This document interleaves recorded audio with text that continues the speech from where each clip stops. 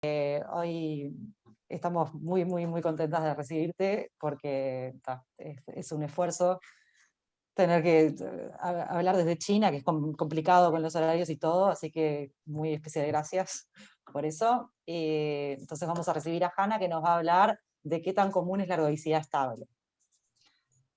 Bueno, muchas gracias. Gracias por quedarse despierta hasta esta hora. Gracias, Catalina, por estar despierta a esta hora.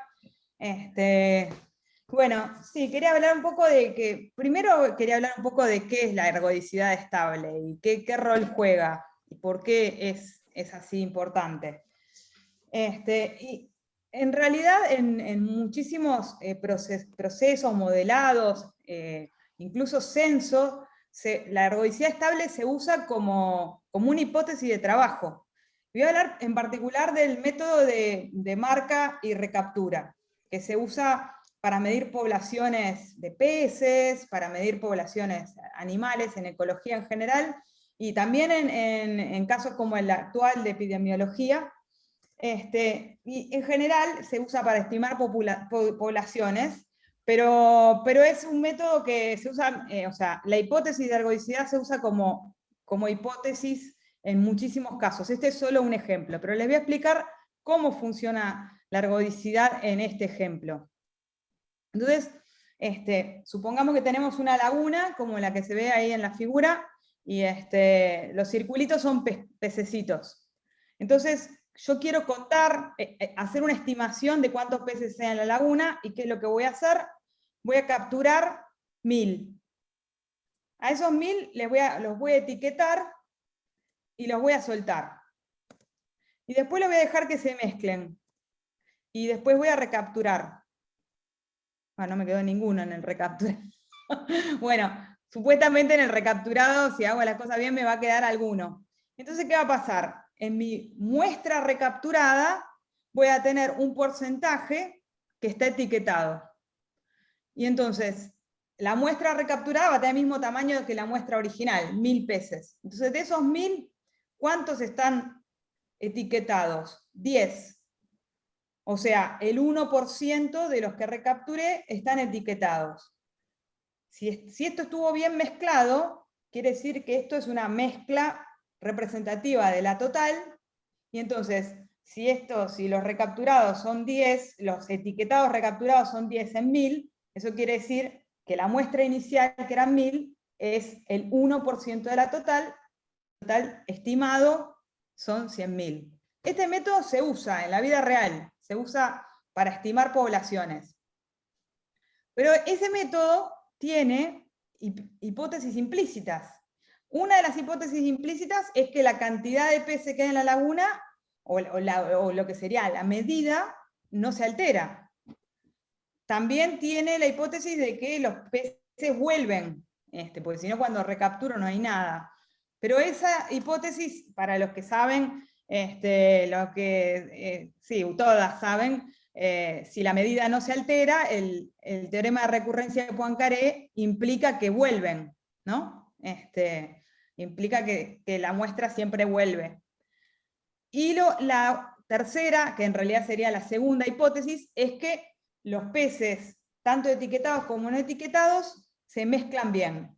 Entonces vamos a describir un poco qué quiere decir cada cosa y cómo falla si no se cumplen. Entonces, ¿qué pasa? Bueno, supongamos por un momento que la laguna tiene forma de toro. Si la medida no se conserva, los pescaditos etiquetados en algún momento tienden a desaparecer. Y entonces, o sea, después cuando recapturo pasa esto. Se van desapareciendo y no tengo forma de estimar la población. Entonces, lo primero que vamos a tener como hipótesis es que el mecanismo, el procedimiento que sería nuestro sistema dinámico, preserva medida. Y nosotros además, por el tipo de cosas que vamos a hacer, queremos que preserve volumen. Es lo que, la medida que vamos a usar es el volumen. La segunda posibilidad de fracaso es esta, que los peces no se mezclan, van todos juntos, y entonces dejan ponerle este trazo en la laguna. Y entonces, ¿qué pasa? Cuando recaptura la mezcla, te queda aleatorio según por dónde hayas pescado, y no tampoco puedes estimar. No tiene un límite siquiera lo que la mezcla, la recapturada, la muestra recapturada. Y por último, la posibilidad 3, que es la que estamos suponiendo de base, que es que los peces se mezclan así, se recontramezclan, quedan densos en la laguna. Esa es la hipótesis de trabajo, no solo quedan densos, quedan equidistribuidos. Eso, o sea, es básicamente lo que estamos suponiendo, que los peces quedan no equidistribuidos, pero muy bien distribuidos. Entonces, ¿qué tenemos? La mezcla, la muestra recapturada, se empieza a mezclar y entonces el porcentaje, cuando digamos que esto es un 1% de la mezcla recapturada, es efectivamente el 1%, representa efectivamente el 1% de la laguna, o sea que 1000 es un 1% y la laguna tiene más o menos 100.000. Esa es la hipótesis de trabajo.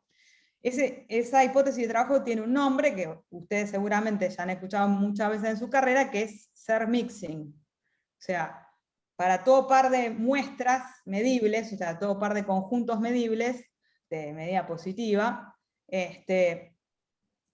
la medida de una intersección, el proceso aplicado repetidamente a la otra, converge al producto de las dos medidas. O sea, todo par de muestras convergen según el proceso a ser independientes. ¿Cómo se aplica eso en el caso de la estimación de peces de la laguna?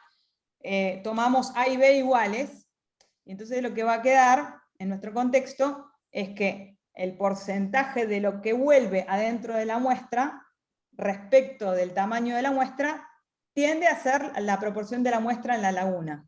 Eso es efectivamente lo que usamos. O sea, acá este A serían los 1000 peces, este FNDA intersección A son cuántos de los 1000 peces vuelven a los 1000 peces etiquetados, y este es el tamaño de la muestra, y esto es cuánto esos 1000 peces representan en el total de la laguna. Entonces, lo que estamos suponiendo acá, como hipótesis de trabajo para que esto funcione, es que es mixing. Y de hecho es muy loco, porque si ustedes googlean van a encontrar el método de marca y recaptura en un montón de estudios, y nadie chequea que las poblaciones que están investigando son efectivamente mixing, pero lo están usando. Entonces, importa saber realmente bajo qué hipótesis uno puede asegurar que un sistema dinámico es mixing. Para las que trabajan en hiperbolicidad, sabrán que mixing es una hipótesis bastante fuerte, bastante restrictiva. Entonces uno querría ver, bueno, capaz nos fuimos de mambo pidiendo mixing, capaz se puede pedir un poco menos que mixing. Porque mixing, o sea, es lo que hace que funcione. Pero, o sea, ¿es que si no tengo mixing no funciona? Y tenemos una posibilidad un poco menos restrictiva que mixing, que es la ergodicidad. En la ergodicidad los peces no necesariamente se mezclan, pero recorren toda la laguna. A ver, les voy a mostrar lo que hacen. O sea, la muestra de repente no se mezcla, pero recorre todo, y lo recorre en el sentido estadístico, en el sentido de la medida. O sea, el trazo de un conjunto de medida positiva termina teniendo medida total. Y eso vamos a ver que es suficientemente fuerte para asegurarse que este método funciona. O sea, si yo hago muchas capturas, ese límite por ahí no existe, porque esto es lo que yo pretendo que el límite me dé la medida de A. Pero ese límite en general no va a existir. Lo que sí va a existir cuando la medida es ergódica es los promedios. Entonces yo capturo muchas veces 1000 peces, cuento cuántos de esos peces están etiquetados, voy tomando nota, voy promediando esa cantidad, y bueno, si es ergódico, ese promedio va a tender a la proporción de peces en la laguna. Entonces, esa es la definición de ergodicidad, una de las tantas, pero son todas equivalentes. Entonces, yo voy a decir que es ergódico si para toda par de muestras de medida positiva, el promedio de lo que queda uno mezclado con el otro tiende a las medidas, al producto de las medidas. O sea, en promedio tienden a ser independientes los procesos. Entonces, ¿cómo lo uso en nuestro contexto? Como les dije antes, miro cuántas de esos peces vuelven a la muestra recapturada, tomo la proporción, mido la proporción promedio, tomo muchas veces, y si todo funciona bien, cuando tengo una cantidad de capturas suficientemente grandes, eso aproxima el valor de la proporción. Entonces, bueno, tal vez mixing es mucho pedir, pero ergódico es suficientemente bueno, porque en promedio me lleva a la cantidad.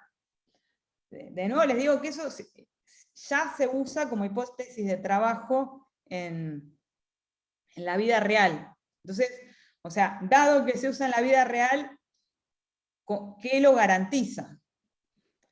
Y bueno, eso, nada, lo que hacemos es capturar muchas veces, medir todos los numeritos y tomar el límite. Eso es, si tiende a este límite, se llama ergódico. Entonces, queremos asegurarnos que un proceso es ergódico. Ahora, en la vida real no alcanza con que un proceso sea ergódico, porque en la vida real un proceso ergódico, como puede ser que sería la rotación irracional, lo perturbás muy poquito, le das apenitas una perturbación, que es lo que te daría, por ejemplo, medir ya tiene errores, y un pequeño error te da una cosa que ya no es ergódica. Como sabemos que las rotaciones irracionales se aproximan muy cerca, analíticamente cerca, por cosas que son rotaciones racionales que no son ergódicas. Entonces, la ergodicidad en algún sentido es una propiedad frágil, y entonces no nos va a interesar solamente ver condiciones bajo las cuales algo es ergódico, sino que vamos a necesitar que algo sea establemente ergódico. ¿Qué quiere decir que es establemente ergódico? Quiere decir que si considero pequeñas perturbaciones, mantengo la ergodicidad. En realidad les voy a dar la definición técnica porque ojalá fuera tan fácil, pero la definición de establemente ergódico es un poco más delicada. Yo voy a tener procesos que son linealizables, o sea, C1, que preservan medida, y lo que voy a pedir es que en un entorno de esa topología de los que son linealizables, los que tienen derivada cercana, le voy a pedir que los que tienen cierta regularidad son ergódicos. Es una condición técnica. La razón de esto es que si no le pongo esta condición técnica, no sabemos si existen ejemplos de establemente ergódicos. O sea, si en lugar de pedirle que los C2 son ergódicos, le pido que todos los de un abierto C1 sean ergódicos, no se sabe, hasta el día de hoy, no se sabe si hay ejemplos de eso. Entonces, lamentablemente tenemos que pedirle cierta regularidad. O sea, sí, perturbo, pero me quedo con los que se comportan más lindo, más suave, todos son ergódicos. Y bueno, ahora voy a contar un poco de la historia de lo que se sabe de los establemente ergódicos. Hasta ahora, los primeros ejemplos de establemente ergódicos eran muy rígidos. O sea, bueno, ya que estoy les dejo una pregunta porque no sé si esto es verdad. ¿Será que establemente ergódico implica que es mixing? O sea, si la variedad no es conexa, hay ejemplos triviales de que no. Pero si la variedad es conexa, establemente ergódico, ¿implica que es mixing? No, yo no conozco ejemplos. Todos los ejemplos que conozco establemente ergódicos también son mixing, incluso son Kolmogorov, o sea que incluso son Bernoulli genéricamente. Entonces, no sabemos cuán fuerte es ser establemente ergódico. Pero en un primer momento, ser establemente ergódico parecía como que era una condición muy restrictiva, en el sentido, o sea, bueno, ¿cuál es la pregunta del millón acá? Es, ¿qué cosas me aseguran que tengo ergodicidad estable? Porque es lo que estoy usando de hipótesis. Entonces, ¿qué me lo asegura? Y, o sea, en la historia arrancamos sabiendo muy poco, o sea, eran muy pocos los sistemas que aseguraban ergodicidad estable. El primer ejemplo, que fue recién en los late 60s, 67 para ser más concreto, fue la hiperbolicidad. ¿Qué quiere decir hiperbolicidad? Ya voy a tener un disfiomorfismo, o sea, es continuo, diferenciable, inversa, diferenciable, con continuidad.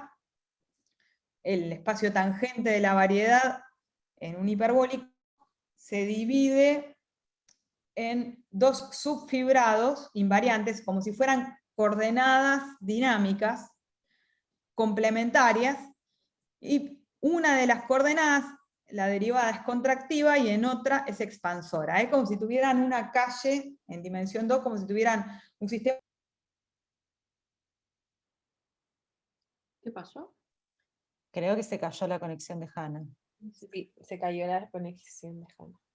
Dos direcciones invariantes, una es contractiva y la otra es expansora. Es como si tuvieran en un sistema de calles y las calles horizontales contraen y las calles verticales expanden. Y yo me puedo mover a lo largo de toda la ciudad moviéndome en alguna de estas dos direcciones, una contractiva y la otra expansora. La herradura de Smale es un ejemplo de hiperbolicidad, o sea, más si no, el Arnold's Cat Map, el 2111 en el Toro, es un ejemplo de hiperbolicidad.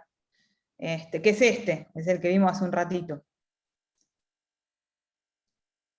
Bueno, esto, en el 67, Anosov y Sinai prueban que ser Anosov, o sea, ser hiperbólico, implica ergodicidad estable, pero para las que han estado trabajando en el tema, saben que ser hiperbólico es una condición súper restrictiva.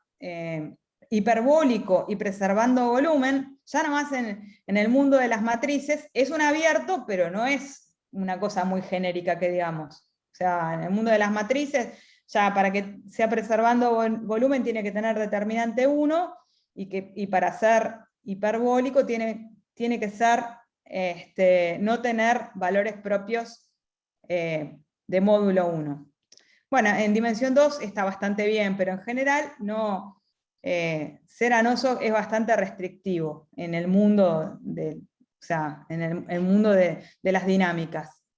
Entonces, la pregunta es, ¿será que eso es lo mínimo que le podemos pedir? ¿No se le puede pedir menos? Y demoró bastante, recién en el 94, no sé si no se publicó en el 95, Grayson, Pugh y Shoup mostraron el primer ejemplo, casi 30 años después, de otro establemente ergódico que no era hiperbólico. No era hiperbólico, era el tiempo 1 un flujo geodésico. En una superficie de curvatura negativa. Que era un caso particular de lo que se conoce como hiperbolicidad parcial. Acá también tenemos coordenadas dinámicas, tenemos el espacio tangente se divide en 3 direcciones invariantes en lugar de 2, invariantes por la derivada, y los fibrados extremos, el estable y el inestable, se mantienen, uno contractivo y otro expansor, pero hay un intermedio que puede ser contractivo o expansor, pero no es ni tan contractivo como el contractivo, ni tan expansor como el expansor. Esto, por supuesto, para que tenga gracia, todos los fibrados tienen que ser distintos de 0, ¿no? Porque si no, pongo todo en el central y todo sería parcialmente hiperbólico. Pero un ejemplo parcialmente hiperbólico, agarro el ejemplo anterior, el del torito, en 2111, y lo multiplico por la identidad en el círculo, y ahí tengo uno que es parcialmente hiperbólico. Trivial, o lo multiplico por una rotación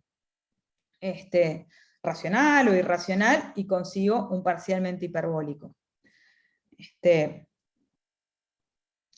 Y al toque, Pugh y Shoup conjeturaron que esencialmente la hiperbolicidad parcial implicaba estabilidad ergódica más o menos, o sea, genéricamente, en un CDR denso, porque obviamente el ejemplo que les di, el 2111, por la identidad, no es ergódico.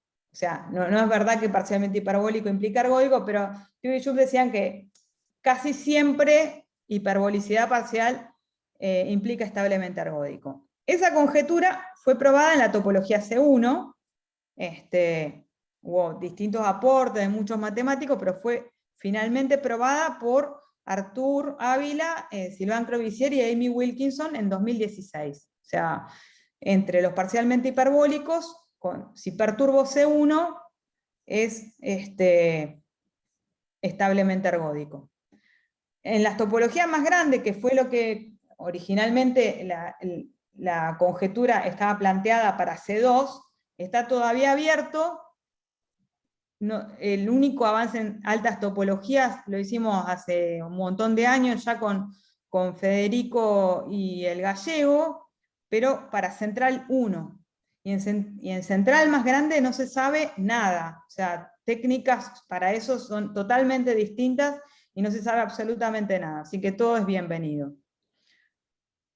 Bueno, sigue. O sea, bueno, perfecto. No hace falta que sea hiperbólico. Parcialmente hiperbólico también implica, parcialmente hiperbólico es bastante restrictivo. Entonces, seguimos, ¿habrá algún ejemplo que no sea? Y en 2004 Alita Civi probó que sí, efectivamente, había que no fueran parcialmente hiperbólicos. Y ese tipo de dinámica se llama de descomposición dominada, que también tiene coordenadas dinámicas, pero ya no se le pide ni que sea contractivo ni que sea expansor, sino que uno es más expansor que el otro, y uno es más contractivo que el otro, pero podría no ser contractivo ni ser expansor. O sea, simplemente se pide que lo que aumenta uno sea superado por lo que aumenta el otro. Eso solo es bastante poco pedir, ahora les voy a decir por qué es bastante poco pedir. Si bien es una condición que es abierta, o sea, si uno tiene esto y perturba en la topología C1, perturba la derivada, esta condición se sigue manteniendo. No sabemos. O sea, lo primero es, bueno, ¿se puede seguir? Y la respuesta es no, no se puede seguir. Porque si algo es establemente ergódico, tiene descomposición dominada. O sea, ese es el límite, hasta acá llegamos. No se puede pedir menos que esto. Si algo va a ser establemente ergódico, va a tener esta descomposición. Entonces, una pregunta natural es, bueno, ¿será que genéricamente tener descomposición dominada implica ergodicidad estable? Y hacia ahí vamos, digamos, hacia ahí vamos. Entonces, les digo de dónde salió originalmente esto. Apenas Pew y Schultz se metieron en el tema, hicieron su famosa frase que un poquito de hiperbolicidad recorría un largo camino garantizando ergodicidad. Eso después del teorema de otro teorema que lo voy a hacer a continuación, de Ávila, Crevisier y Wilkinson, es probado de que sí, es verdad, un poquito de hiperbolicidad garantiza ergodicidad, por lo menos genéricamente.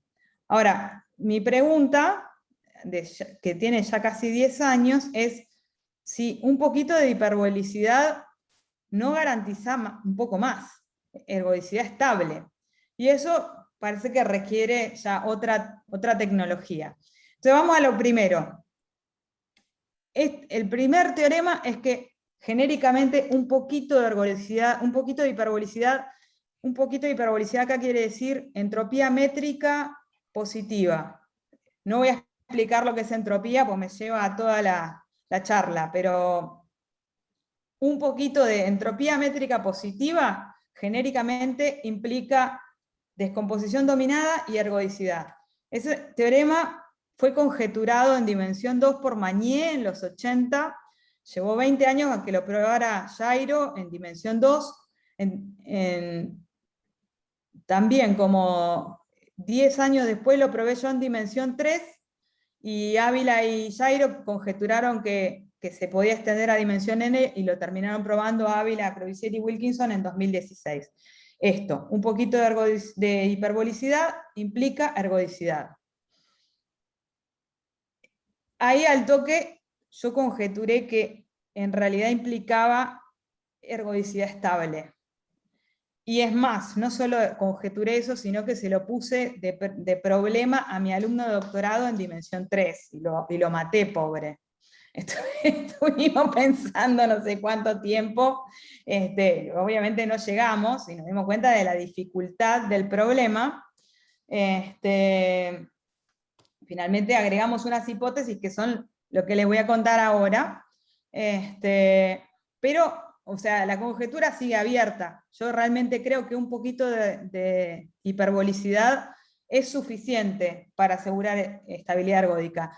Lo que quería agregarles es que esto genéricamente, un poquito de entropía positiva, implica, por el teorema anterior que les conté, ya implica que hay splitting dominado. ¿Se acuerdan que puse que un poquito de entropía métrica implica acá? Un poquito de entropía métrica implica descomposición dominada. Y un poquito de descomposición dominada implica entropía métrica. O sea, genéricamente son equivalentes. Entonces, la conjetura será que genéricamente es equivalente tener splitting dominado, o sea, descomposición dominada, y ergodicidad estable. Esa conjetura está abierta desde 2012, se sabe bastante poco, pero lo que empezamos a hacer desde ese entonces hasta ahora es juntar evidencia. O sea, ¿qué es juntar evidencia? Buscar ejemplos fuera del mundo de los conocidos. O sea, parcialmente hiperbólicos ya sabemos que son genéricamente establemente ergódicos. Entonces, fuera del mundo de los parcialmente hiperbólicos, ¿cuántos ejemplos nuevos de estabilidad de ergodicidad estable hay? Porque no se conoce mucho fuera del mundo de los parcialmente hiperbólicos. Y entonces les voy a contar un poquito de los nuevos ejemplos y mecanismos. El primer ejemplo, en realidad no es el primero, es un poco después, pero es bastante reciente. Hasta hace muy poco, todos los ejemplos que no eran parcialmente hiperbólicos, pero sí eran establemente ergódicos en dimensión 3, eran en el toro, T3, y eran isotópicos a Nosov. Esos eran los únicos ejemplos no parcialmente hiperbólicos en dimensión 3. Entonces, si estamos pretendiendo que sea general entre los de descomposición dominada, tenemos que buscar, por lo menos que sea más frecuente de lo que estamos acostumbrados a ver. Y recién el año pasado, con Gabriel Núñez y David Obata, encontramos que en realidad en todas las variedades de dimensión 3 que bancan un parcialmente hiperbólico, bancan un establemente ergódico que no es parcialmente hiperbólico. No es mucho decir, pero ya aumentamos a casi todas las variedades que bancan, o sea, a un montón de variedades nuevas, porque hasta hace poco los únicos no parcialmente hiperbólicos que se conocían estaban solo en el toro. Entonces ya, por lo menos tenemos evidencia de que la estabilidad ergódica es bastante más frecuente que lo que pensábamos, y que la hiperbolicidad parcial no es una exigencia. Ese es el primer ejemplo. Y te voy a contar un poco. Sí. Perdón que interrumpa. Sí, estoy un poco confundida con cómo era parcialmente hiperbólico en este caso. Era un espacio uniformemente expansivo, un espacio central y un espacio uniformemente contractivo, ¿no? Ahí va. Está. Los ejemplos que tienen descomposición dominada pero que no son parcialmente hiperbólicos, ¿tienen algún otro tipo de hiperbolicidad parcial más débil, como por ejemplo volume partial hyperbolicity? Sí. En realidad en dimensión 3, está buena la pregunta. No sé si puedo... bueno, voy a tratar de explicar con las manos, y si no trato de conectar la tableta para hacer dibujitos. En dimensión 3 es muy especial, porque en dimensión 3, descomposición dominada implica que tenés un fibrado de dimensión 1 y un fibrado de dimensión 2, porque son 3, así que no tiene muchas chances. El de dimensión 1, cuando hay preservación de volumen, si tenés un espacio de dimensión 1 que domina a otro, ese espacio de dimensión 1 es siempre hiperbólico, o sea, o es expansor o es contractivo. Entonces, en dimensión 3, lo que vas a tener, sí vas a tener más condiciones, porque uno va a ser expansor o contractivo, y el otro necesariamente va a ser volume contracting o volume expanding, porque no le va a quedar otra, tiene que compensar para que te quede el determinante 1, digamos, para que te quede preservando volumen. Entonces, sí, es un poco más que descomposición dominada. Estamos jugando bastante con que tenemos la dimensión 3 que nos da mucha información, pero así todo, con toda esa información, no se conocían antes ejemplos nuevos. Entonces, lo primero es decir, bueno, vamos a tratar de encontrar todos los ejemplos que podamos, a ver si descubrimos algún mecanismo que lo garantice. Sí, está bueno lo que preguntaste. O sea, acá estamos usando un poco más. Estamos usando que en dimensión 3, la descomposición dominada implica uno de los fibrados es hiperbólico y el otro es volume hiperbólico. Es más que parcialmente hiperbólico, pero obliga a nuevas técnicas, porque ahora voy a contar un poquito más. Dale, muchas gracias. No, gracias a vos, porque la pregunta ayuda a aclarar un poco. O sea, lo que se sabía de hiperbolicidad parcial, el mecanismo que proponen Pugh y Joux para que garantiza la hiperbolicidad, la ergodicidad, es una cosa que se llama accesibilidad, que espero que sirva un poco el dibujito. Tenemos direcciones contractivas y expansoras. Esas direcciones que están en el tangente se integran a la variedad.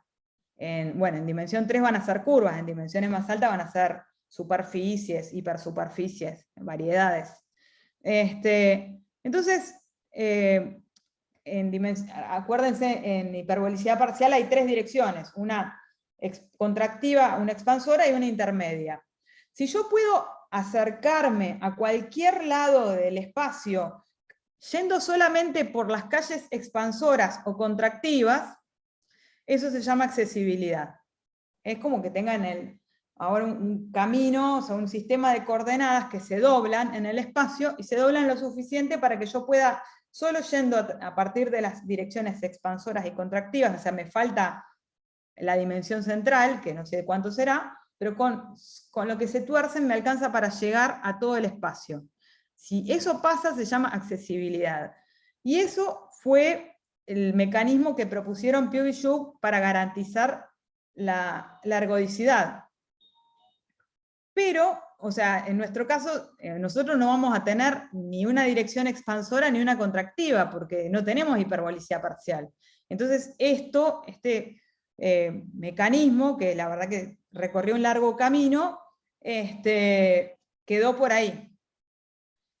El argumento que está atrás de esto es el argumento de Hopf, que si quieren, el 25 de mayo hay una charla que está organizando Luz Salgado, y voy a contar un poco más de esto. Voy a contar un poquito, voy a tener superpost. Disculpen, pero me están tocando el timbre. Disculpen, aguanten. El que se usa acá atrás es el único argumento que se conoce para ergodicidad, que es el argumento de Hopf.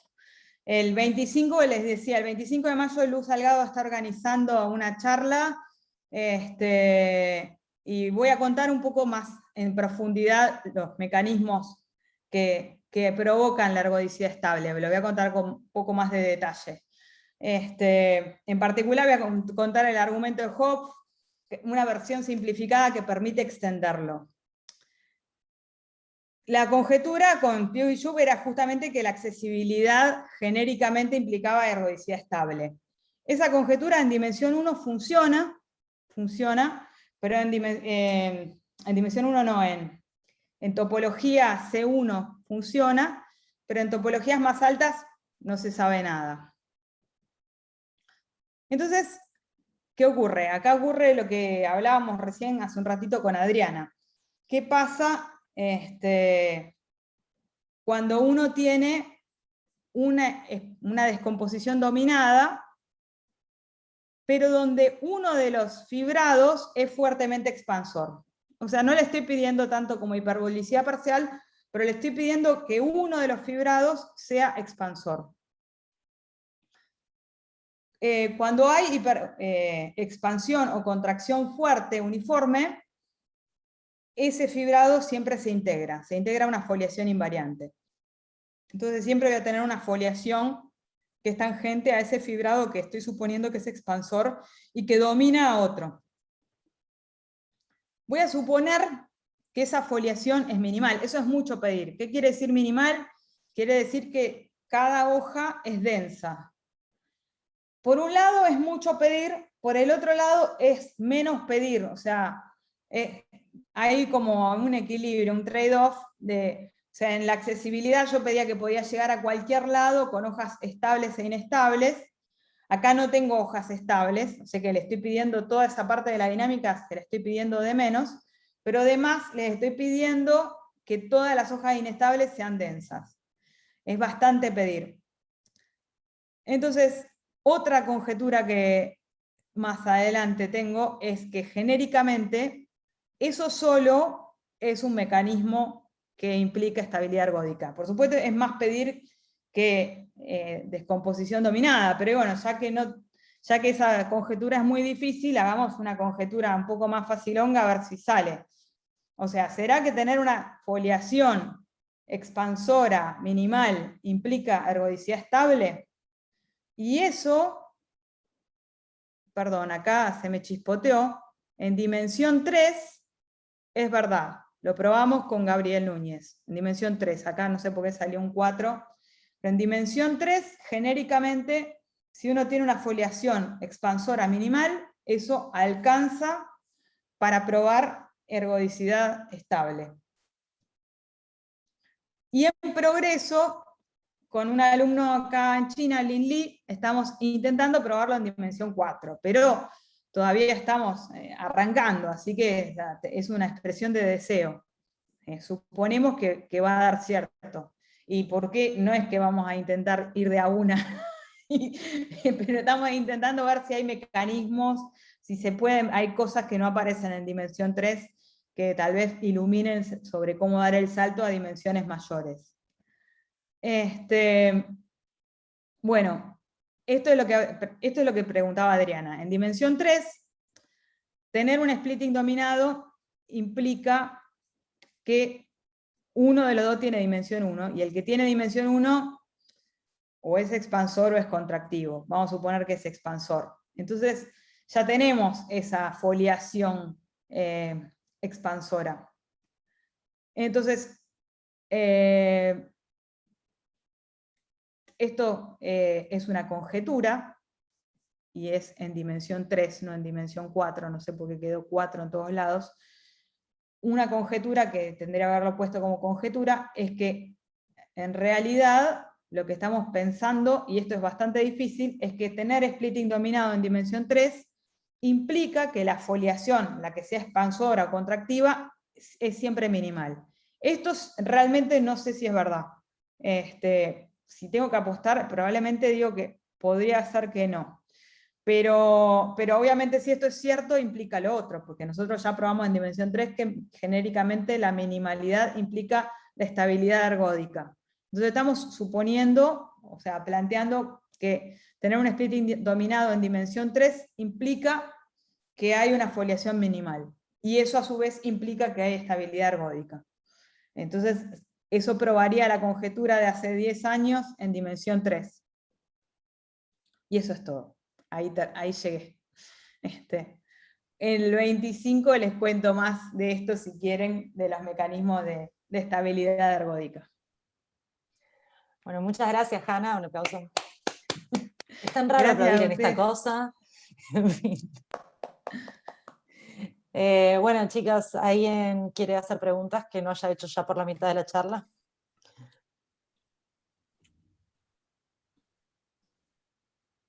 Los peces hay posibilidad al final para los peces ser estabilmente ergódicos. Y no sabemos. Si de acuerdo a lo que conjeturamos, hay bastante posibilidad, porque en general los peces son bastante entrópicos. Pero también hay que ver cómo se comporta cada población. Hay peces que se mueven en cardumen y tienen un comportamiento periódico, y eso no es ergódico. Entonces hay que estudiar un poquito, antes de medir cuántos son, hay que estudiar cómo se comportan. Sí.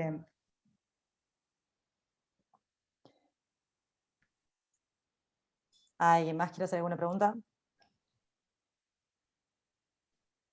Yo quiero preguntar algo de nuevo en la misma dirección.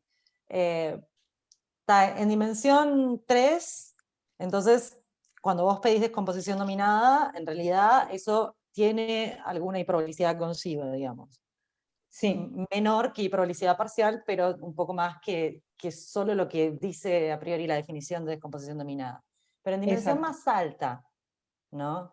Donde ahí ya empieza a ser menos claro que se tengan esas estructuras. ¿Se sabe algo en la dirección de, bueno, por ahí, no sé, hay ejemplos de cosas que solo tengan descomposición dominada, que no Sí. expandan volumen ni nada, y que igual sean establemente ergódicos? Sí, de hecho el ejemplo de Ali Tassibi, el de 2004, no tiene nada, justamente esa fue la gracia. Es un splitting Claro. en dimensión 4, 2, 2, y no tiene nada ni en el más contractivo, ni nada en el más expansor.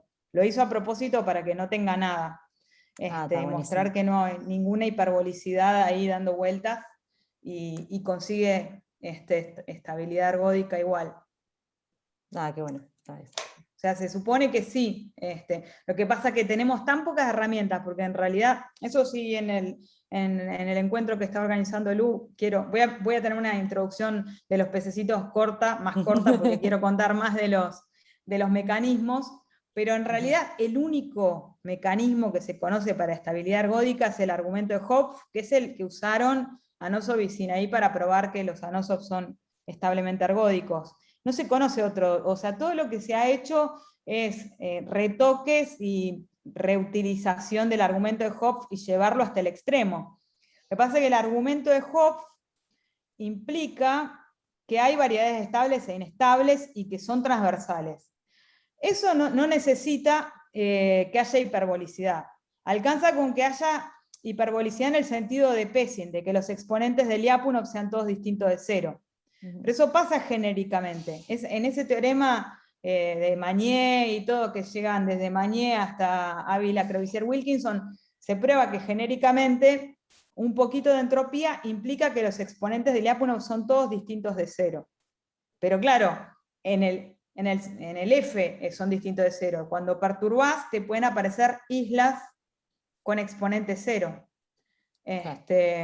¿Y qué se hace? Justamente, o sea, eso engancha con un problema de los 70, antiquísimo, que ya lo planteó Pessin, cómo se hace para remover los exponentes cero de una forma estable.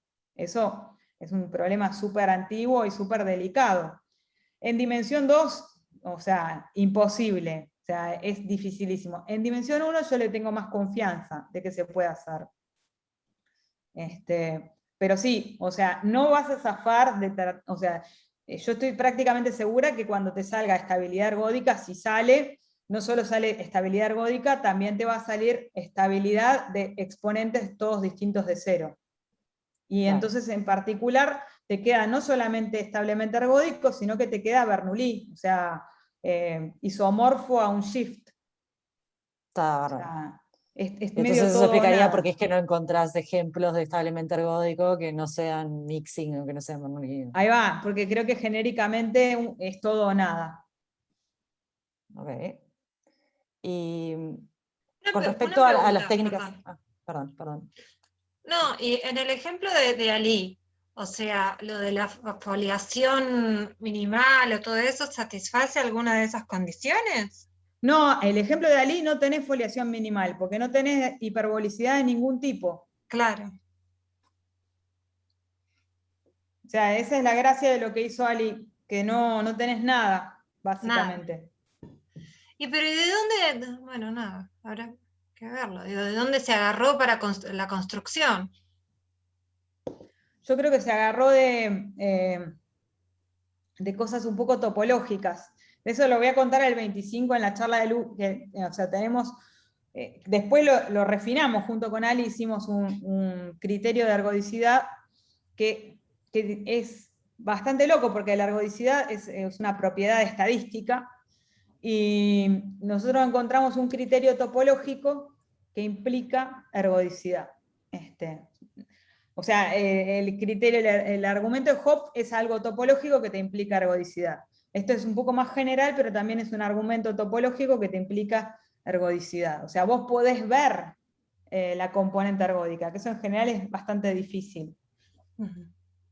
Pero sí, Ali usa argumentos topológicos, no usa solamente propiedades estadísticas. Cata, a mí también me dio curiosidad, si querés después lo vemos. Yo después, si quieren, les paso ese en la tesis que lo probó. Se los paso. Él construye a partir de unos ejemplos de Bonatti. Bonatti, me estoy olvidando de los coautores, pero construye a partir de es un DA, es un derivado de Danoso, entonces usa un poco propiedades topológicas de eso, pero sí, borra la hiperbolicidad en una zona justamente para no tener hiperbolicidad. Genial. ¿Alguna otra pregunta por ahí? Y ese ejemplo se puede aproximar con otro que sí tiene hiperbolicidad, o sea, con otros. No, no, porque no está en el borde de los Anosov. No está en el borde. Pero está en la clase de isotopía de un Anosov, si no recuerdo mal la construcción. O sea, está C0 cerca de un Anosov, pero C1 re lejos. Ya. Sí. Gracias.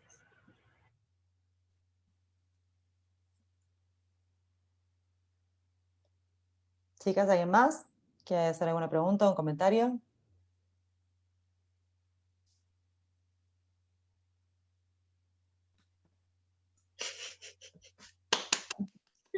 Bueno, si nadie más tiene preguntas, entonces le agradecemos de nuevo a Hanna. Muchas gracias por la charla. Gracias, chicas, gracias a ustedes. Gracias, Ana, gracias. Gracias, muchas gracias.